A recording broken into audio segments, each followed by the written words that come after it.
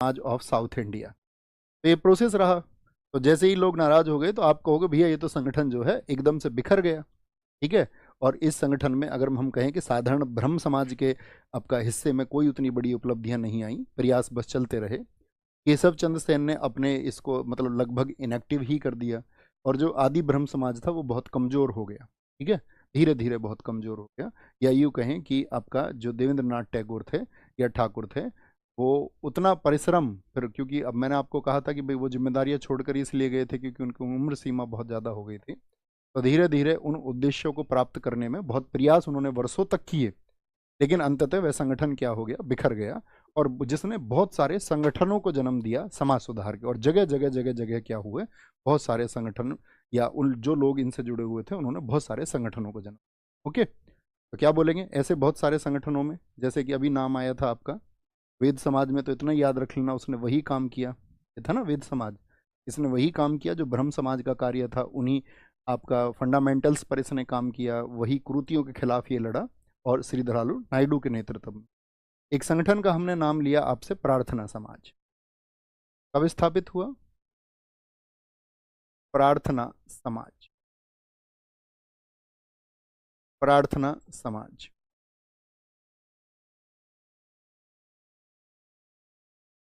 प्रार्थना समाज। प्रार्थना समाज। इसकी स्थापना हुई थी कब? आपका 1867 में। और कहां पर? मुंबई में।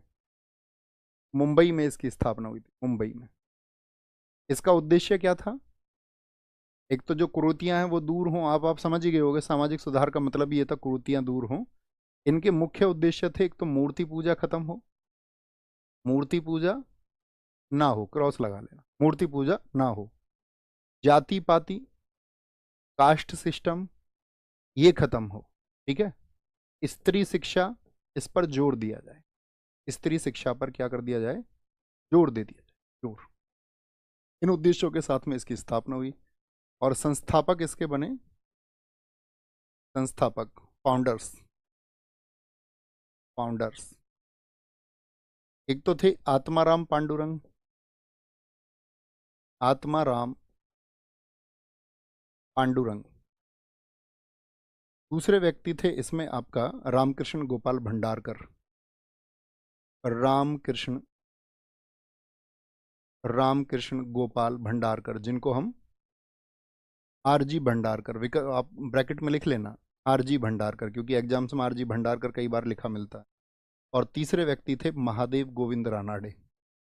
महादेव गोविंद रानाडे। और इसी में हेल्प किसने की थी? मैंने कहा था किसकी मदद से? केसी सेन, केशव चंद्र सेन की हेल्प से ये बना था। कोई दिक्कत? आत्माराम पांडुरंग, रामकृष्ण गोपाल भंडारकर। इतना क्वेश्चन पूछा जाता है एसएससी का, कोई वर्ष ऐसा नहीं है जिसमें क्वेश्चन प्रार्थना समाज से ना पूछा जाता हो। जैसे ब्रह्म समाज महत्वपूर्ण है उसी तरह ये भी महत्वपूर्ण। ओके, कोई दिक्कत? आत्माराम पांडुरंग, रामकृष्ण गोपाल भंडारकर, महादेव गोविंद रानाडे, केसी सेन। केसी सेन यहाँ पर आगे आएंगे। तो किस व्यवस्था के साथ में? तो इन्होंने कहा प्रार्थना समाज का एक मुख्य उद्देश्य था कि हम एक नए समाज का निर्माण करेंगे। एक नया समाज ऐसा होगा जिसमें अंतर जातीय भोजों का आयोजन आयोजन किया जाएगा। क्योंकि प्राचीन समय में तो ये था कि ऊंचे और नीचे के चक्कर में लोग एक दूसरे के यहाँ खाना तक नहीं खाते थे। मैंने आपको बताया ना जेल अधिनियम के बारे में, कि जो व्यक्ति जेल से बाहर आता था तो उसका तो बहिष्कार कर दिया जाता था जाति से ही, कि उसने किसी अन्य जाति के व्यक्ति के साथ में खाना खा लिया होगा तो उसको जाति से बहिष्कृत कर दो, है ना। वो अन्य व्यक्ति के यहाँ कैसे खाना खा सकता है? तो उन्होंने कहा सबसे पहले इस चीज को दूर करना होगा। पहले हमको आपस में बैठ करके भोज करने होंगे, भोज। कोई दिक्कत? सर भैया आपने वेद समाज की स्थापना गलत लिख दी है, 1867 होगा। क्या होगा? 18 नहीं भैया, ठीक है एकदम से। 1867 में प्रार्थना समाज बना। ओके, 1864 में बन गया था, आप कागत है। ये समझो पहले, यहाँ पर आएंगे वापस। ठीक है, तुम्हारी बातें हो गई, मेरी बातें सुनो। तो इन लोगों ने क्या कहा कि आपका अंतर्जातीय भोज का आयोजन किया जाए और आपका अंतर्जातीय विवाह आयोजित किया जाए, कि व्यक्ति को सिर्फ अपनी जाति के लिए दकियानूसी नहीं बनना है। और क्योंकि अंतर्जातीय विवाह क्या थे, इस प्राचीन भारत में होते थे, खूब होते थे। और आपका जो बाकी प्रथाएं बाद में बनी, लोगों ने उसको जाति से जोड़ लिया, क्योंकि जात पात जैसी चीज़ें जो हैं वो व्यक्तियों ने धीरे धीरे पनपाई। जिन्होंने खुद को अपने आप को ऊपर रखना था तो उन्होंने उनको अपने आप को ऊपर रखने के लिए ऐसी व्यवस्थाओं का निर्माण किया, और कुछ को ये बोल दिया कि हमसे निचले स्तर पर हैं। तो इस तरह से व्यक्ति ने अपने आप बनाया। इस व्यवस्था को हम समझेंगे आपका जब हम आपसे ऋग्वेद के पुरुष सूक्त के आपका जो पुरुष सूक्त होगा, जब हम उसके बारे में वर्णन करेंगे, जब हम चातुर्वर्णीय व्यवस्था बताएंगे आपको, तो हम पूर्ण रूप से आपको बताएंगे कि इस देश में जातियां पैदा क्यों हुई, कैसे हुई, क्या कारण थे, क्यों उनको किया गया। तो आप भी समझ पाएंगे उन सारी चीज़ों को। तो इन लोगों ने, अब जैसे मान के चलो एक घटना मैं बताता हूँ आपको। अभी एक लड़की थी आपका, एक गुड़िया, उसने टॉप किया, है ना, AIR 1 आया उसका। अब वो जो लड़की थी आपका, वो रहने वाली थी आपका लखवा, हापुड़ के पास में। अब वो एक मुस्लिम लड़की थी। अब ये बात समझना, एक में नाम आता महादेव गोविंद रानाडे। महादेव गोविंद रानाडे, यहाँ लिखना, MG रानाडे, महादेव गोविंद रानाडे, महादेव गोविंद रानाडे, गोविंद रानाडे। अब ऐसा नहीं कि जैसे आप पढ़ोगे, महाराष्ट्र में पेशवा ब्राह्मण थे, जो पेशवा थे, तो उन्होंने वहां के दलितों के ऊपर बहुत सारी चीजें थोप दी।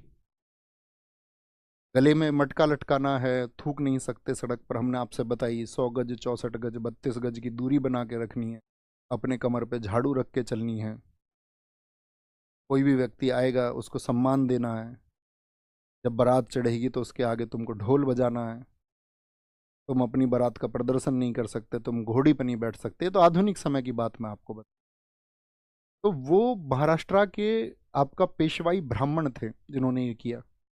अब आप समझना मैं किस वर्ग को संबोधित कर रहा हूं। लेकिन राजा राम मोहन राय भी ब्राह्मण हैं, अंतर समझना। और आपका महादेव गोविंद रानाडे, ये भी ब्राह्मण हैं। तो हर एक जाति में संकीर्ण लोग भी होते हैं, और हर एक जाति में आपका समाज सुधारक लोग भी होते हैं।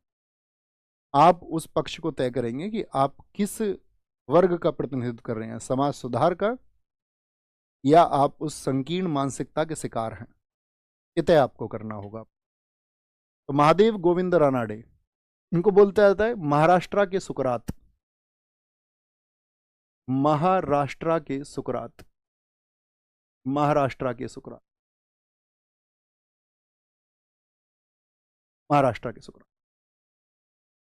अब समझे सुकरात कहने का क्या मतलब है? आप जानते हैं सुकरात? कितने लोग जानते हैं? थम्स अप करके बताएं। सुकरात मतलब बहुत गजब आदमी है इस दुनिया।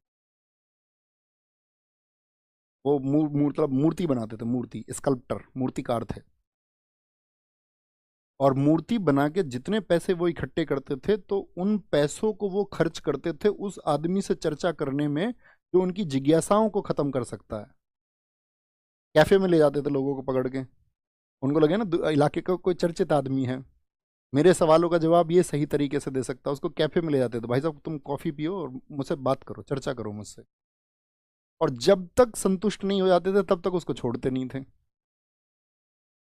सोक्रेटिस, आप पढ़ते होंगे, सुकरात। कोई किताब नहीं लिखी इन्होंने, कुछ नहीं लिखा, कुछ नहीं। बस इनकी वाइफ इनसे लड़ती थी, बोले कि यार तुम जो है सारा पैसा तुम्हें घर में चीजें हैं नहीं, और तुम क्या मतलब लोगों के ऊपर खर्च कर देते हो, है ना। लेकिन उन्होंने जो उनके स्टूडेंट्स बने, आप समझना मेरी बात को, स्टूडेंट्स जो उनके शिष्य बने, उन्होंने अपने शिष्यों को क्या सिखाया? सुकरात ने, सुकरात ने अपने शिष्यों को ये सिखाया कि आपको जिंदगी में अगर कुछ सीखना है तो चुनाव करना सीखना होगा कि आप किसको गुरु बना रहे हैं, आप किसको सही व्यक्ति मान रहे हैं, तो ये आपको चुनना होगा। कहीं ऐसा तो नहीं आपने शक्ति ऐसे व्यक्ति को दे दी है कि जो डिजर्व ही नहीं करता। तो वो लोगों के अंदर चेतना भरते थे, चेतना कि तुम्हें सवाल करने चाहिए, सवाल। जैसे कि उनके शिष्यों ने, एक बार चर्चा आती है, बड़ी चर्चित आती है कि एक आपका मतलब कि एक जगह सभा हो रही थी, तो जो सिकंदर के पिता है, फिलिप सेकंड, फिलिप द्वितीय, तो बहुत सारे लोग ये मानते हैं कि जो फिलिप द्वितीय है वो ईश्वरीय औलाद था, ईश्वर की कृपा से पैदा हुआ, कि जो वहां पे ईश्वर है, ठीक है, उस ईश्वर ने आपका रूप लिया और सांप का रूप धारण करके और उसकी जो माता थी उसके शरीर से संपर्क बना करके और इंटरकोर्स किया। तो लोगों ने कहा कि यार फिर वो उसको हम ईश्वर क्यों मान लें। छात्रों, उनके छात्र तो सवाल करते थे ना, उन्होंने अपने छात्रों से कहा सवाल करने के लिए, तुमको सवाल दागने होंगे। तो उन्होंने कहा कि ऐसे व्यक्ति को हम ईश्वर क्यों मान ले जिसने दुराचार किया किसी एक स्त्री के साथ में, या उस स्त्री की परमिशन के बिना उससे जो है आपका के शरीर से संपर्क स्थापित किया। तो जो वहाँ पे ज्ञान दे रहे थे वो आपका तो बड़े घबरा गए।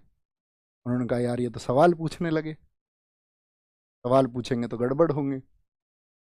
जैसे एक जज साहब को उनके स्टूडेंट्स ने पकड़ लिया, तो लोग अरस्तू का विरोध करने लगे फिर इस बात पर, लोग जिनकी बनी बनाई सत्ता के खिलाफ सवाल उठ रहे थे।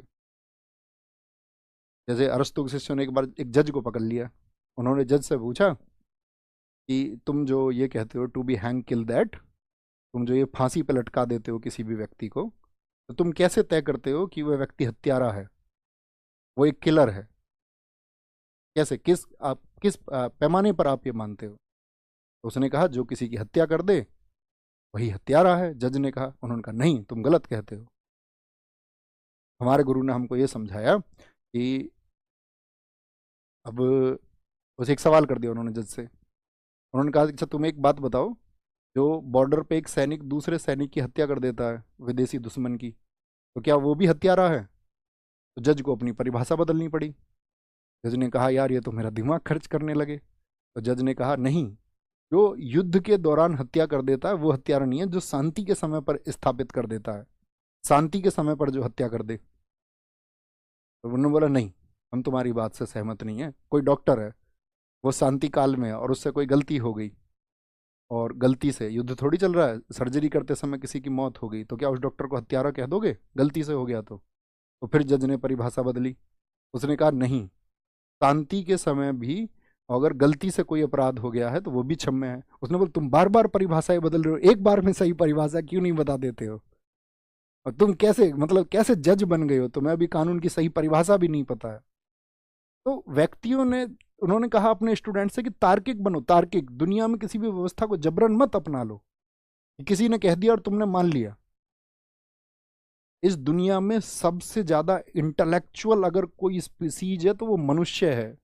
मनुष्य मनुष्य सबसे ज्यादा बौद्धिक है दुनिया में, क्योंकि हमारा जो मनुष्य के अंदर कॉग्निटिव रिवॉल्यूशन हुआ, संज्ञानात्मक क्रांति, उसके बारे में रिसर्च करना संज्ञानात्मक क्रांति क्या है। संज्ञानात्मक क्रांति का मतलब है कि व्यक्ति के शरीर के वजन की तुलना में उसके दिमाग का आयतन का अनुपात जितना ज्यादा होगा उस व्यक्ति के अंदर उसके विलक्षण होने के या उसके बुद्धिमान होने के उतने प्रबल दावेदारी होंगी। तो मनुष्य के शरीर का आयतन उसके दिमाग के आयतन की तुलना में सबसे बेहतर है। चाहे चिंपैंजी हो, दुनिया में कोई भी प्रजाति हो, मनुष्य से बेहतर कोई नहीं है। कॉग्निटिव रिवॉल्यूशन क्योंकि होमोसैपियंस में हुआ, होमोसैपियंस में। इसके लिए आपको किताब पढ़नी चाहिए, सैपियंस, युवाल नोआ हरारी। जितने भी लोग बात कर रहे हैं वो पुस्तकें पढ़ के ही तो बात कर रहे हैं। किसी को ऐसा नहीं है कि इस देश में आपको लगे कि यार किसी के ये तो किस तरह की बातें कर रहे हैं, इतनी गजब बातें कहाँ से, सब पढ़ के आता है। दुनिया में कोई भी बात कर रहा है तो किताबों के आधार पर बात कर रहा है। इस दुनिया में, इस वर्तमान समय में कोई महात्मा बुद्ध नहीं है कि उनको कोई जागृत अवस्था प्राप्त हो गई है एकदम से और उनके दिमाग के ताले खुल गए हैं, नहीं, वो आपके अंदर भी पैदा होंगी जब आप जिज्ञासु बनेंगे, जब आप रिसर्च करेंगे, जब आप चीज़ों को जानेंगे, जब आप पुस्तकों को पढ़ेंगे, तब। ठीक है। तो महादेव गोविंद रानाडे, इसीलिए इन्होंने भी क्या किया, अपने जितने भी इनके फॉलोअर्स थे, अनुयायी थे, तो इन्होंने उनसे कहा कि यार तुम जिन प्रथाओं में कमियां हैं उनको क्यों मानते हो। जैसे दक्षिण भारत तो नहीं मानता आपकी दहेज की प्रथा को, तुम उत्तर भारत के लोग इतना घमंड करते हो, या हम उत्तर भारत के लोग इतना घमंड करने लग जाते हैं। बोले जी अच्छा ये लड़कियां क्यों नहीं चुन लेती उन लड़कों को जो बेरोजगार हैं। अच्छा नेता बन रहे हो तुम ज्यादा, ये लड़कियां क्यों नहीं चुनती हैं, ये सरकारी नौकरी वाले को चुनती हैं। अरे